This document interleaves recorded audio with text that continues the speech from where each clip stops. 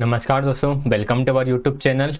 Start करेंगे अब हम NIOS की समरी को। आज हम यूनिट 4 डिस्कस करने वाले हैं। तो अभी हमारा फर्स्ट सब्जेक्ट चल रहा है 501। इसमें आज हम यूनिट 4 को डिस्कस करेंगे। ठीक, यूनिट 4 क्या है? प्रारंभिक शिक्षा के सर्वांगीकरण की संगठनात्मक संरचनाएं। जो सार्वत्रिकीकरण चल रहा था, यूनिवर्सलाइजेशन, उसकी संगठनात्मक संरचना क्या क्या है उसके बारे में आज हमारा डिस्कशन रहेगा। तो काफ़ी इंपॉर्टेंट हो जाएगा ये वाला पॉइंट, हालांकि सारे ही इंपॉर्टेंट है। यहाँ से प्रीवियस ईयर में क्वेश्चन बने हुए हैं। इसमें हम NCERT की क्या भूमिका है, SCERT, फिर डाइट के बाद फिर आता है हमारा BRC, CRC, इन सभी के बारे में समझने वाले हैं। स्टार्ट करते हैं। प्रस्तावना अनुच्छेद यानी कि आर्टिकल 51A।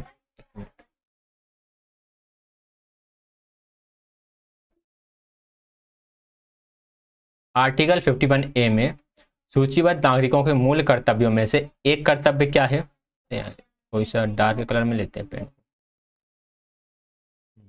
एक कर्तव्य यह है कि व्यक्तिगत तथा सामूहिक क्रिया के समस्त क्षेत्रों में उत्कृष्ट की ओर प्रयास करना, ताकि एक निरंतर उद्यम और उपलब्धि के उच्चतम स्तरों की ओर बढ़ता रहे।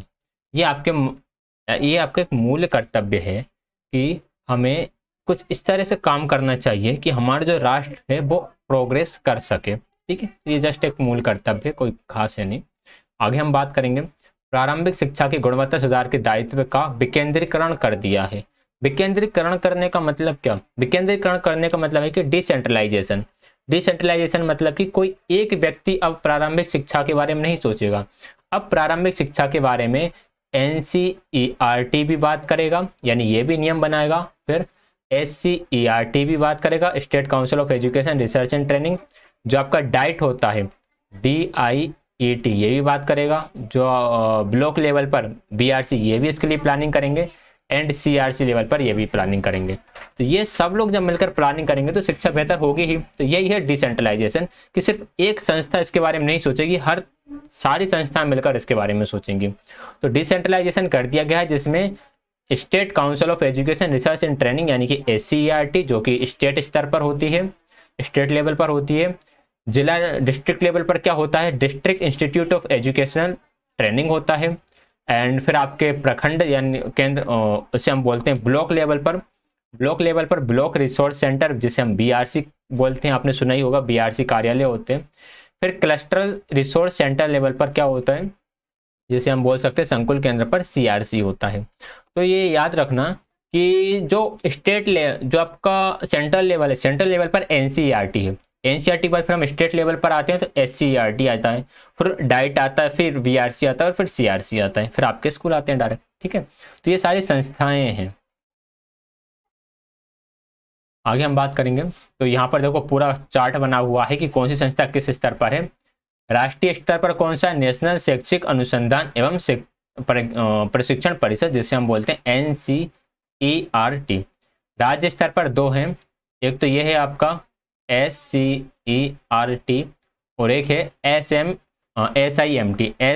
SIMT के बारे में हम अभी आगे जाके पढ़ेंगे ये क्या है। फिर यहाँ पर हमारा जाता है डाइट, ये है हमारा BRC और ये हमारा CRC।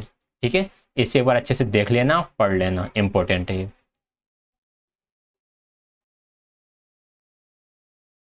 इसे याद रखिएगा। बेसिक शिक्षा की बात गांधी जी ने करी थी, वो कब करी थी? 1937 में। और ये है बेसिक शिक्षा का राष्ट्रीय संस्थान, कब आया था? 1956 में आया था। दोनों में डिफरेंस, इसलिए मैंने इसको हाईलाइट करके रखा है।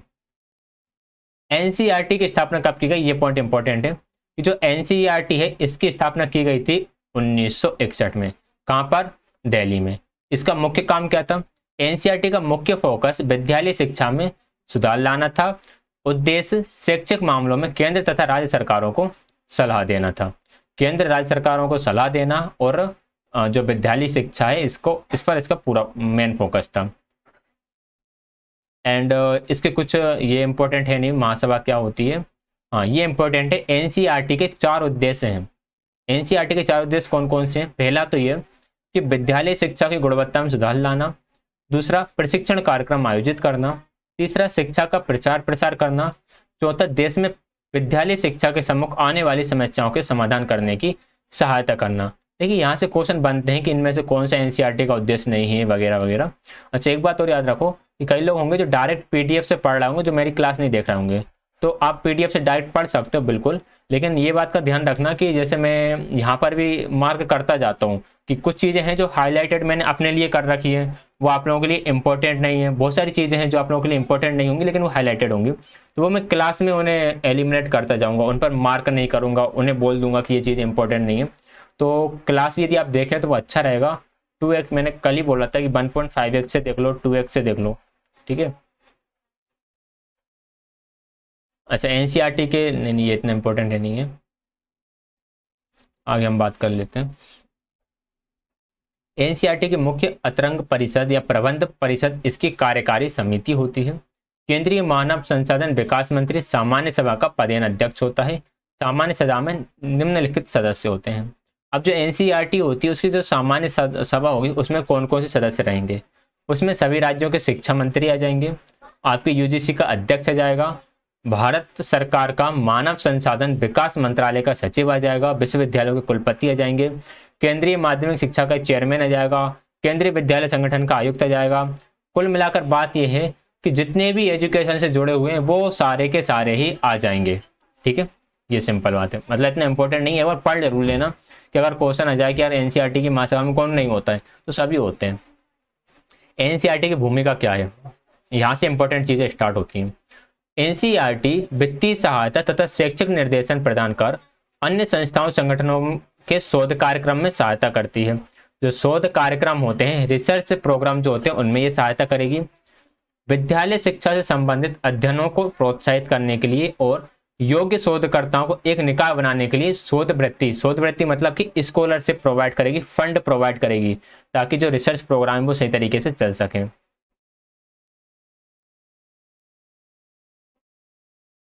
इसके बाद हम बात करेंगे, हाँ, ये कुछ एनसीईआरटी के विशिष्ट कार्य हो जाते हैं। विशिष्ट कार्य कौन कौन से होगा एनसीईआरटी के, एक तो राष्ट्रीय पाठ्यचर्या रूपरेखा को लागू करना, जो एनसीएफ जो होता है, एनसीएफ को लागू करने का काम एनसीईआरटी का है। प्रारंभिक शिक्षा का सार्वत्रिकीकरण, व्यावसायिक शिक्षा प्रदान करना, विशेष आवश्यकता वाले बच्चों के लिए शिक्षा, जिसे हम बोलते हैं SEN, स्पेशल एजुकेशन नीड। पूर्व बाल्यकाल शिक्षा, जिसमें आंगनबाड़ी वगैरह आ जाती हैं। मूल्यांकन एवं परीक्षा, CCE जो लाने का काम हुआ। मूल्य शिक्षा, यानी कि जो आपके नैतिक मूल्य होते हैं, वैल्यूज होती हैं, उनकी शिक्षा। शैक्षिक प्रौद्योगिकी, यानी कि इंफॉर्मेशन टेक्नोलॉजी, इस फील्ड में एजुकेशन। अनुकरणीय पाठ्य पुस्तक, कार्य पुस्तिका एंड अध्यापन सामग्री, बालिकाओं की शिक्षा, प्रतिभा की पहचान, निर्देशन, अध्यापक शिक्षा में सुधार, अंतर्राष्ट्रीय संबंध। इनको एक बार पढ़ लेना है कि यार एनसीईआरटी के काम क्या क्या होते हैं, क्योंकि अब ये सब लिखे हुए हैं, इसके साथ साथ तो उन्होंने कोई एक काम दे दिया, कौन सा दे दिया, शैक्षिक प्रौद्योगिकी दे दिया। आपको लगेगा यार टेक्नोलॉजी तो हो सकता है अलग से हो, या फिर अंतर्राष्ट्रीय संबंध, आपको लगेगा अंतर्राष्ट्रीय संबंध थोड़ी एनसीईआरटी देखता होगा। एनसीईआरटी का काम तो सिर्फ एजुकेशन में देखने का है, बट अंतर्राष्ट्रीय संबंध देखने का काम भी एनसीईआरटी का है, ठीक है। तो इसलिए एक बार आपको इन सबको पढ़ लेना है। एनसीईआरटी के कुछ और महत्वपूर्ण कार्य भी हैं। सबसे पहला अनुसंधान, तो अनुसंधान के लिए एनसीईआरटी शोध वृत्ति कराती है, फंड या स्कॉलरशिप बोल सकते हैं, ये प्रोवाइड कराती है। प्रशिक्षण प्रोवाइड कराती है शिक्षकों को सेवा पूर्व, जैसे कि अभी जब आप डीएड बीएड करते हो तो आप सेवा से पहले प्रशिक्षण लेते हो, मतलब अभी आप टीचर नहीं बने लेकिन आप उससे पहले ट्रेनिंग ले रहे हो। और सेवाकालीन प्रशिक्षण, जब आप टीचर बन जाते हो तो उस टाइम पर भी आपकी कहीं कहीं ट्रेनिंग चलती रहती है टाइम पर, तो उसे हम बोलते हैं सेवाकालीन प्रशिक्षण प्रोग्राम। विकास, किस किस का विकास करना, भाई पहली बात तो इसका काम होता है करिकुलम को बनाना, यानी कि पाठ्यचर्या बनाना, सिलेबस तैयार करना, और शैक्षिक प्रौद्योगिकी का विकास करना, शिक्षण सहायक सामग्री TLM का विकास करना, मूल्यांकन प्रविधियों का विकास करना, और इनमें कुछ टेक्नोलॉजी को शामिल करना, सेवा पूर्व सेवाकालीन प्रशिक्षण, ठीक है, अभिमुखीकरण कार्यक्रम को चलाना, अध्ययन खोज तथा सर्वेक्षण, प्रचार प्रसार करना ज्ञान का, मंत्रण यानी कि सलाह देने का काम होता है इसका केंद्र सरकार राज्य सरकार दोनों को। कौन, एनसीईआरटी के काम पढ़ रहे हैं हम। एनसीईआरटी क्या करती है, केंद्र सरकार और राज्य सरकार दोनों को सलाह देने का काम करती है। नीति कार्यान्वित करना, जो कार्यक्रम बनाए हुए हैं सरकार ने या फिर अन्य लोग जो सजेस्ट करते हैं कि ऐसे ऐसे प्रोग्राम चलने चाहिए, तो उनको लागू करना। विभिन्न क्षेत्रों से संबंध भी है इसका। इसका संबंध शिक्षा के विभिन्न क्षेत्रों की समस्याओं से, जैसे पाठ्यचर्या, पाठ्य पुस्तक प्रकाशन, परीक्षाएं, सभी स्तरों में गुणवत्ता में सुधार हो सके। तो इन सभी को समअप किया गया है इस टेबल में कि एनसीईआरटी के क्या क्या प्रकार हैं, क्या क्या एनसीईआरटी के क्या है फंक्शन है। एक बार आप इसे देख लेना, पढ़ लेना कि एनसीईआरटी के क्या क्या फंक्शन है, आपको और क्लियरिटी होगी इसमें।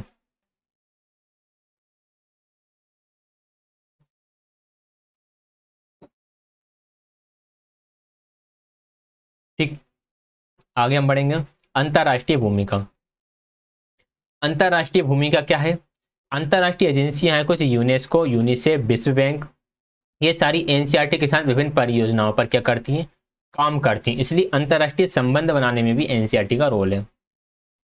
अब हम आते हैं राज्य स्तर पर। राज्य स्तर पर आती है हमारी एससीईआरटी यानी state institute of educational management and, नहीं ये अलग हो गया। हाँ, ये है SCERT, state council of education research and training. और जो मैंने ऊपर छोड़ के आया था कि जब वो SIMT था,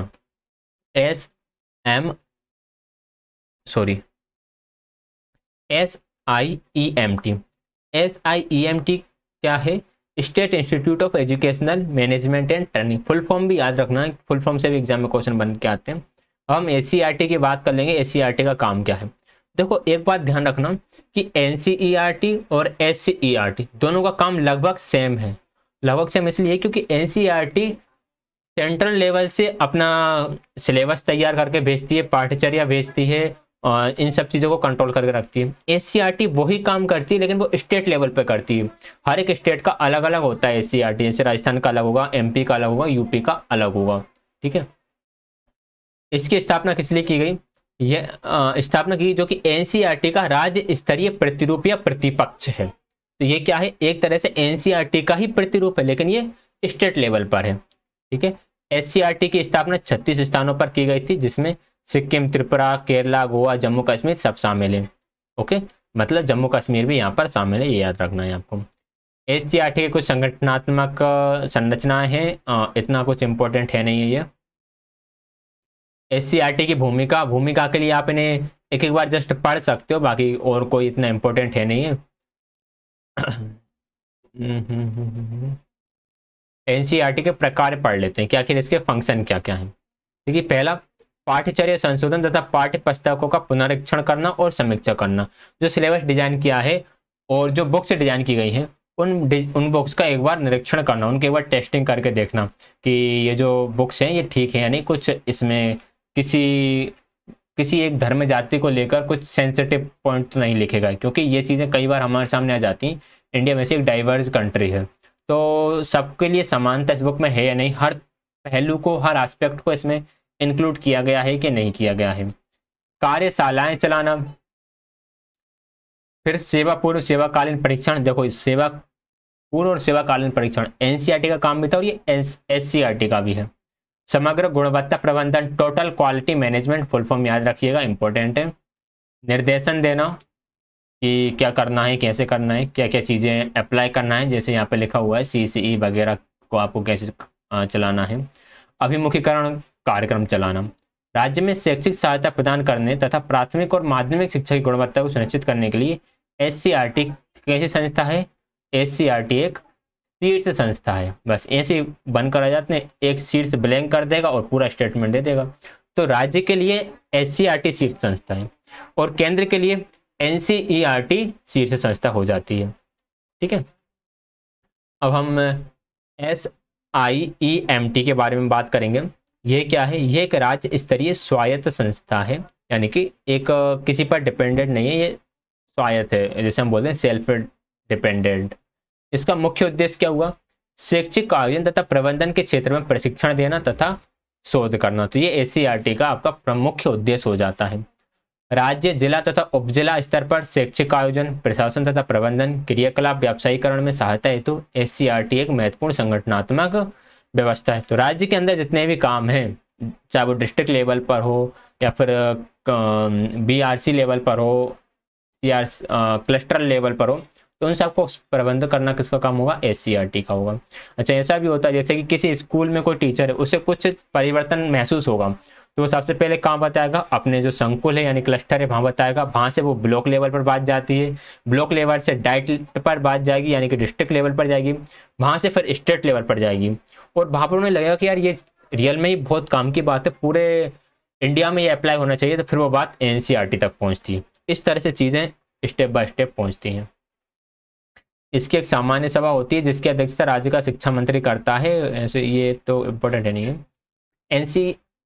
ASEMT की कुछ भूमिका है। ASEMT की क्या भूमिका है, ज्ञानोपार्जन, ज्ञान की उत्पत्ति, शोध वगैरह कराना, ये काम हो गया। ज्ञान का प्रसार करने के लिए मीडिया या फिर अन्य चीज़ों का यूज़ करना, ज्ञान को आत्मसात करने की क्षमता तथा विकासित उद्देश्यों के लिए इसका उपयोग करना, एंड शैक्षणिक संस्थाओं को तकनीकी सहायता प्रदान करना। फिर इसके बाद कुछ इसके फंक्शंस आ जाते हैं। इसके फंक्शंस क्या क्या हैं, राज्य स्तर पर नीति आयोजनों को समर्थन देना, राज्य के विभिन्न पक्षों पर शोध करना, राज्य स्तरीय व उपराज्य स्तरीय संस्थाओं को व्यावसायिक मार्गदर्शन देना।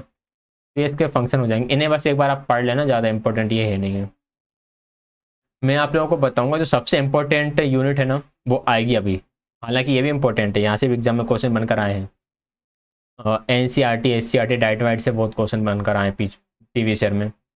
जिला शिक्षा एवं प्रशिक्षण संस्थान डाइट। अब डाइट क्या है, अच्छा डाइट कब आया, 1986 के फलस्वरूप आया।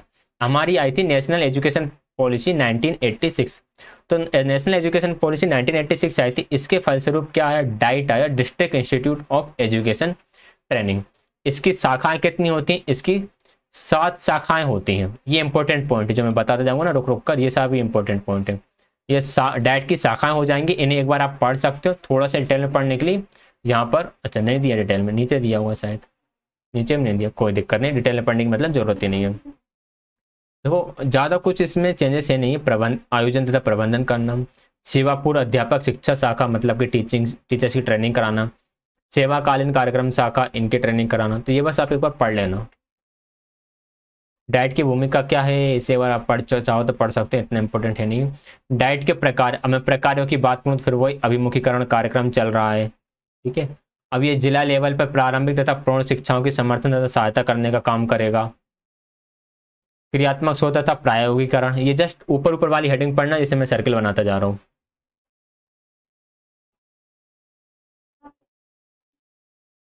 अब आते हैं हम BRC लेवल, जिसे हम पढ़ेंगे ब्लॉक स्तर पर। ये यूनिट बहुत ही छोटी रहेगी क्योंकि इसमें आपको बहुत ही कम चीज़ें हैं जो पढ़ना है, क्योंकि इनके काम लगभग सेम ही है। जो इंपॉर्टेंट चीज़ रहेगी वो मैं बताता जा रहा हूँ। ब्लॉक रिसोर्स सेंटर BRC की स्थापना किस उद्देश्य से की गई थी, इसका उद्देश्य है कि अध्यापकों और विद्यालयों को शैक्षिक मार्गदर्शन देना, विद्यालय स्तर पर गुणवत्ता सुधार क्रियाकलाप कार्यान्वयन करना। क्योंकि भाई जो आपका डाइट है, डाइट भी एक डिस्ट्रिक्ट में अंदर काम करेगा। डिस्ट्रिक्ट के अंदर बहुत सारी तहसीलें होती हैं, फिर बहुत सारे गांव होते हैं, शहर होते हैं, इसमें बहुत से स्कूल होते हैं। अब हर एक विद्यालय के बारे में तो विद्यालय पर जाकर तो उसकी गुणवत्ता का परीक्षण ये नहीं कर सकता जो आपका डाइट है या फिर जो SCERT है। तो BRC है इसके लिए। BRC विद्यालय स्तर पर गुणवत्ता सुधार क्रियाकलाप कार्यान्वित करता है। किस स्तर पर, विद्यालय स्तर पर करेगा ये। एक खंड में कितने गांव का समूह होता है, 100 गांव आते हैं एक ब्लॉक में, ठीक है।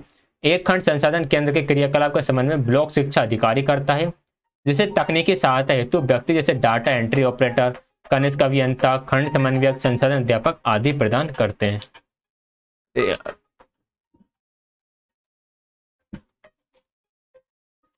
एक मिनट, हेलो,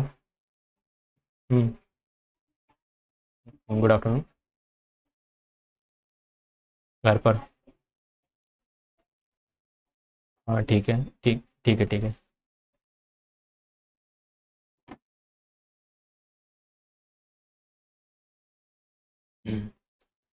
चलो, तो इसकी सहायता करने के लिए एक डाटा एंट्री ऑपरेटर को रखेंगे, कनिष्ठ अभियंता को रखेंगे, खंड समन्वयक को रखेंगे एंड संसाधन अध्यापक को रखेंगे, ठीक है। तो ये BRC का काम हो गया। खंड संसाधन केंद्र की भूमिका तथा कार्य मैं फिर बोल रहा हूँ वही सेम है, पढ़ लेना एक बार बस, और कोई जरूरी नहीं है। फिर हम आते हैं CRC पर। CRC cluster resource centre. CRC के माध्यम से अध्यापक एक साथ आते हैं, अपने विचारों तथा अनुभवों का आदान प्रदान करते हैं और अपने व्यावसायिक विकास के लिए क्या करते हैं, अपने व्यावसायिक विकास के लिए कार्य करते हैं। ठीक है, इसमें क्या करेंगे, जो टीचर्स है ना, टीचर ही आपस में आकर काम करेंगे। देखो मैं थोड़ा आपको शॉर्ट में बताऊं कि चल क्या रहा है। एनसीईआरटी स्टेट लेवल पर सब कुछ बना रहा था, पाठ्यचर्या बना रहा था, बुक बना रहा था। एससीईआरटी ने क्या करा, वही काम करा आपके स्टेट लेवल पर। डाइट ने क्या करा, डाइट ने थोड़ा बहुत वही काम करा, लेकिन उसने डिस्ट्रिक्ट लेवल पे काम करा। फिर आपका बीआरसी आया, बीआरसी ने क्या करा, विद्यालयों की गुणवत्ता के लिए काम करना शुरू करा। सीआरसी में क्या है, सीआरसी ने सारे अध्यापकों को शामिल कर लिया। हर एक संकुल में अध्यापक रहेंगे, वो अपने जो विचार होंगे उनको आदान प्रदान करेंगे और कुछ नए विचारों को सामने रखेंगे। ठीक है,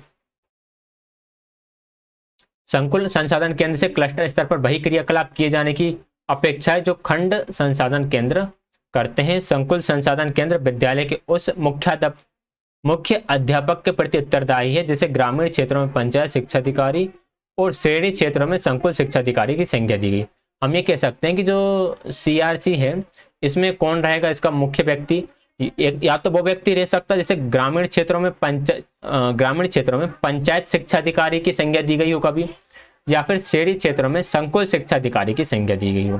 ठीक, इसकी भूमिका क्या होती है, इसकी भूमिका होती है कि विद्यालय को चलाने के लिए कार्यविधि प्रिपेयर करना, प्रबंधन, विद्यालय निधि का प्रबंधन करना, यानी कि जो पैसा है उसका प्रबंधन करके रखना। नए सिलेबस तो अब लॉन्च कर दिया आपका एनसीईआरटी ने, एससीईआरटी ने, अब इसको अप्लाई करने का काम आपका सीआरसी का रहेगा। अध्यापकों के लिए कार्यशाला का आयोजन करना। संकुल संसाधन केंद्र के कुछ फंक्शन है, इन्हें बस एक बार आप पढ़ सकते हैं। अच्छा, जो टीचर को वो होता है ना ट्रांसफर करने का काम, वो भी यहीं से होता है। मतलब सबसे पहला काम यही करते हैं कि इस टीचर का ट्रांसफर करना है और कहाँ पे करना है। संकुल संसाधन केंद्र ग्रामीण अध्यापकों तथा विद्यार्थियों के एकाकीपन समाप्त कर देते हैं। एकाकीपन मतलब कि जो लोनलीनेस है उसको ये खत्म कर देते हैं। इनसे विद्यालय अभिशासन का तथा उत्तरदायित्व की भावना का विकास होता है।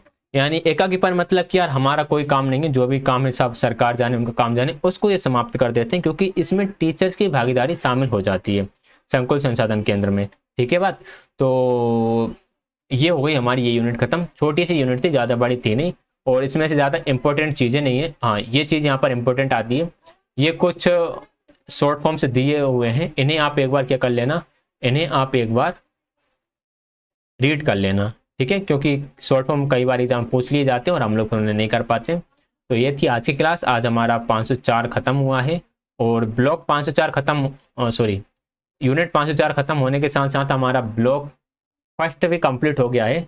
जो लोग इसके बारे में नहीं जानते वो नहीं जानो, वही अच्छा है।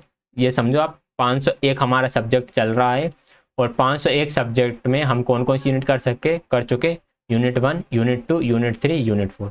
एक बात और, जो व्यक्ति को कुछ बच्चे हैं जिनको पर्सनली बहुत ज़्यादा डाउट रहते हैं, तो उनके लिए मेरा कॉन्टैक्ट नंबर मैं शेयर कर रहा हूँ फर्स्ट टाइम यूट्यूब पर। मेरा कॉन्टैक्ट नंबर है 8319606932। जिसको रियल में ही कोई डाउट हो वो ही इस पर व्हाट्सअप कर सकता है एंड कॉल कर सकता है। फालतू कोई बात नहीं करेगा, पढ़ने में मन नहीं लगता है, किस किताब से पढ़ें किस किताब से नहीं पढ़ें, मैथ वीक है, रीजनिंग वीक है, हिंदी वीक है, इंग्लिश वीक है, इस तरह की बात नहीं करोगे। रियल में यदि आपको कोई डाउट रहता है, किसी क्वेश्चन में डाउट हो या फिर सीडीपी के किसी भी पोर्शन में आपको डाउट रहता है, तो आप इस पर मुझसे कांटेक्ट करके डिस्कस कर सकते हैं। क्लियर है बात? और भी यदि आपको कोई डाउट हो तो आप सिंपली कमेंट कर दो, वही ठीक रहता है, मैं कमेंट आपके पढ़ता ही रहता हूँ। क्लियर? तो आज की क्लास यहीं तक रखते हैं। कोई डाउट हो तो कमेंट करना, वीडियो को लाइक शेयर, चैनल को सब्सक्राइब एंड पीडीएफ आपको टेलीग्राम पर मिल जाएगा। इसका पीडीएफ का लिंक आपको डिस्क्रिप्शन में मिल जाएगा। और भी कोई डाउट हो तो उसके लिए आप कमेंट कर सकते हैं। क्लास ज्वाइन करने के लिए आप सभी का बहुत बहुत धन्यवाद।